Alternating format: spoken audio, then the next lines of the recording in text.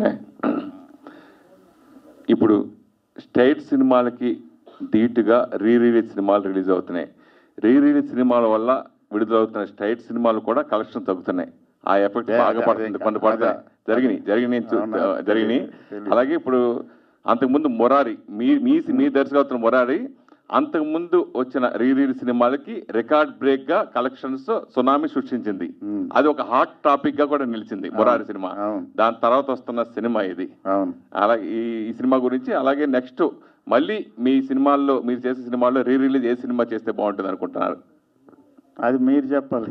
ఏది సినిమా అంటే నాకు అన్ని సినిమాలు చేస్తే బాగానే ఉంటుంది అనిపిస్తుంది. చందమామ చూడు ఇన్ని ఉన్నాయి. సో అది జనాలకు వదిలేద్దాం. సరే, ముందుకు వచ్చిన ఈ సినిమా లైక్ రిలీజ్ల వల్ల ఇప్పుడు సినిమాలకి కాంపిటీషన్ ఉంటుందని నేను అనుకోవట్లేదు. First thing. Second thing, Murari నా పర్సనల్ రీజన్ ఏంటంటే, నా అనాలిసిస్ ఏంటంటే, Murari for the last 2 decades బాగా dark cinema, dark emotions, dark scenes ఎక్కువైపోయింది, వైలెన్స్ ఎక్కువైపోయింది.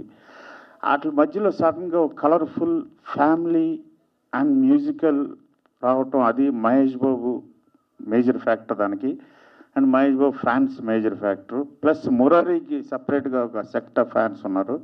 వాళ్ళందరి వల్ల అంత పెద్ద రెస్పాన్స్ వచ్చిందని అనుకుంటున్నాను. బట్ బేసిక్ రీజను బాగా డార్క్ ఎక్కువైపోతుంది సినిమాలో.